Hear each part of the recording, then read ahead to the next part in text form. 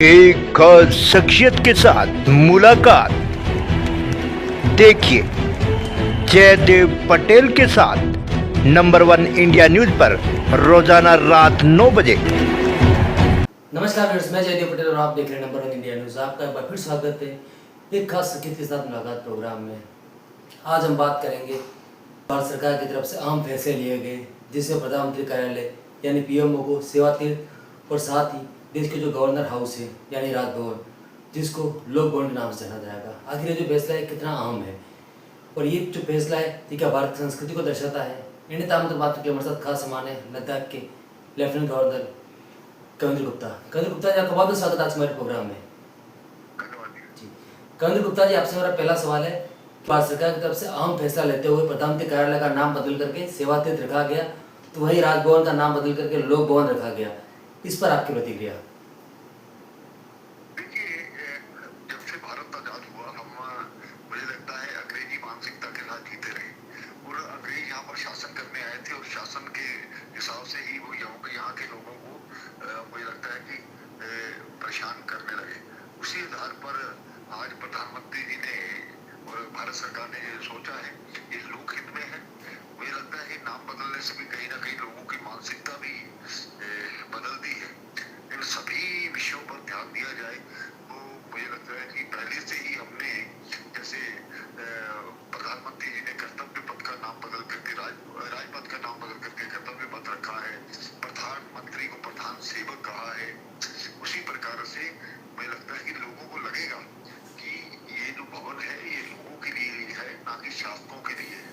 इन सभी चीजों से एक जो गुलामी की मानसिकता कम से कम वो खत्म होगी। वैसे भी लोकतंत्र में of the people for the people by the people जो लोकतंत्र की सरकार होती है, तो उसी हिसाब से मुझे लगता है कि यही ठीक है। जी कविंद्र गुप्ता जी, अगर हम बात करते हैं जिस प्रकार से भारत सरकार जो अहम फैसला लिया, ये कहीं न कहीं अंग्रेजी मानसिकता से हट करके भारतीय संस्कृति को भी दर्शाने का काम करेगा। बिल्कुल, आज तक कई शहरों के नाम बदले गए। भारत सरकार द्वारा जो इनिशिएटिव्स दिए जा रहे हैं वो सराहनीय हैं और मुझे लगता है कि लोगों जैसे प्रधानमंत्री जी हर एक महीने बाद मन की बात करते हैं लास्ट संडे को, तो लोगों को लगता है कि अपना सा कोई व्यक्ति है जो मिल करके दूर दराज तक जो इंटीरियर्स है वहां पर भी पहुंच करके वहां की बात करता है। तो आज वैसे भी आपने देखा होगा सब चीजें बदली हैं। जो पद्म विभूषण पद्म श्री इस प्रकार के जो पुरस्कार दिए जाते हैं डिजर्विंग लोगों को दिए जाते हैं, ये सब चीजें लोक हित में है। तो मुझे लगता है कि लोक हित में चीजें होंगी तो स्वाभाविक बात है कि जनता को लगेगा कि अपनी सरकार है। जी कविंद्र गुप्ता जी, प्रशासनिक ढांचों को जिस प्रकार से नाम बदला जा रहा है, क्या आपको लगता है कहीं न कहीं ये सत्ता से ज्यादा सेवा का और अधिकार से ज्यादा जिम्मेदारी को दर्शाता है? बिल्कुल सेवा का ये जो शासक हैं सेवा भाव के साथ करना है। मैंने पहले ही कहा कि प्रधानमंत्री ने लोग आप जहाँ भी जाते हैं कहीं जो वहाँ के स्थानीय मजदूर हैं उनके पैर धोते हैं, कहीं इसके साथ बैठ करके खाना खाते हैं और ये सभी जगह मानसिकता होनी चाहिए।